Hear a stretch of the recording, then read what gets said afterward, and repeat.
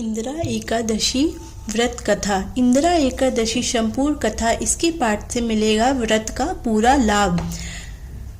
राजन, पूर्व काल की बात है। सतयुग में इंद्रसेन नाम से विख्यात राजकुमार थे जो अब महिष्मतीपुरी के राजा होकर धर्म पूर्वक प्रजा का पालन करते थे।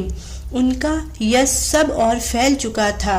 राजा इंद्रसेन भगवान विष्णु को भक्ति में तत्पर हो गोविंद के मोक्षदायक नामों का जप करते हुए समय व्यतीत करते थे और विधि पूर्वक अध्यात्म तत्व के चिंतन में संलग्न रहते थे। एक दिन राजा राजसभा में सुख पूर्वक बैठे हुए थे। इतने ही में देवर्षि नारद आकाश से उतरकर वहां आ पहुंचे। उन्हें आया देख राजा हाथ जोड़कर खड़े हो गए और विधि पूर्वक पूजन करके उन्हें आसन पर बिठाया। इसके बाद वे इस प्रकार बोले, मुनि श्रेष्ठ, आपकी कृपा से मेरी सर्वथा कुशल है। आज आपके दर्शन से मेरी संपूर्ण यज्ञ क्रियाएं सफल हो गई हैं। देवर्षि अपने आगमन का कारण बताकर मुझ पर कृपा करें। नारद जी ने कहा, नर श्रेष्ठ, सुनो, मेरी बात तुम्हें आश्चर्य में डालने वाली है। मैं ब्रह्मलोक से यमलोक में आया था। वहां एक श्रेष्ठ आसन पर बैठा और यमराज ने मेरी भक्ति पूर्वक पूजा की। उस समय यमराज की सभा में मैंने तुम्हारे पिता को भी देखा था। वे व्रत भंग के दोष से वहां आए थे। राजन, उन्होंने तुमसे कहने के लिए एक संदेश दिया है, उसे सुनो।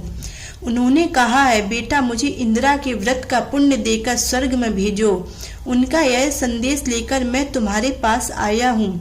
राजन, अपने पिता को स्वर्ग लोक की प्राप्ति करने के लिए इंदिरा एकादशी का व्रत करो। राजेन, सुनो, मैं तुम्हें इस सर्वदा कुशल व्रत की शुभकारक विधि बतलाता हूँ। अश्विन मास के कृष्ण पक्ष में दशमी के उत्तम दिन को श्रद्धा युक्त चित्त से प्रातः काल स्नान करें। फिर मध्य काल में स्नान कर एकाग्रचित हो एक समय भोजन करें तथा रात्रि में भूमि पर सोएं। रात्रि के समय अंत में निर्बल प्रभात होने पर एकादशी के दिन दातून करके मुंह धोएं। इसके बाद भक्ति भाव से निप्राडिक्त मंत्र पढ़ते हुए उपवास का नियम ग्रहण करें। अद्य स्थिवा निराहार सर्वभोग वर्जिता सो कमलेन भगवान नारायण, मैं आज सब भोगों से अलग हो निराहार रहकर कल भोजन करूंगा। अक्षुत, आप मुझे शरण दें।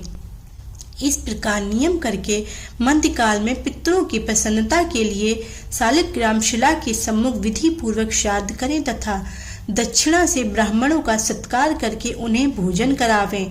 पितरों को दिए हुए अन्नमय पिंडों को सूंघ कर विद्वान पुरुष गाय को खिला दें। फिर धूप और गंध आदि से भगवान हविकेश का पूजन करके रात्रि में उनके समीप जागरण करें। तत्पश्चात सवेरा होने पर द्वादशी के दिन पुनः भक्ति पूर्वक श्री हरि पूजा करें। उसके बाद ब्राह्मणों को भोजन कराकर भाई बंधु नाती और पुत्र आदि के साथ स्वयं मौन होकर भोजन करें। राजन, इस विधि ले आलस्य रहित होकर तुम इंदिरा एकादशी का व्रत करो। इससे तुम्हारे पितर भगवान विष्णु के वैकुंठ धाम में चले जाएंगे। भगवान श्री कृष्ण कहते हैं, राजन, राजा इंद्रसेन से ऐसा कहकर देवर्षि नारद अंतर्धान हो गए। राजा ने उनकी बताई हुई विधि से अंतःपुर की रानियों, पुत्रों और भृत्यों सहित उस उत्तम व्रत का अनुष्ठान किया। कुंती नंदन व्रत पूर्ण होने पर आकाश से फूलों की वर्षा होने लगी। इंद्रसेन के पिता गरुड़ पर आरूढ़ होकर श्री विष्णु धाम को चले गए और राजर्षि इंद्रसेन भी अखट्टक राज्य का उपभोग करके अपने पुत्र को राज पर बिठाकर स्वयं स्वर्ग लोक को गए। इस प्रकार मैंने तुम्हारे सामने इंदिरा व्रत के महात्म का वर्णन किया है। इसको पढ़ने और सुनने से मनुष्य सब पापों से मुक्त हो जाता है तथा वह स्वर्ग लोक की प्राप्ति होती है।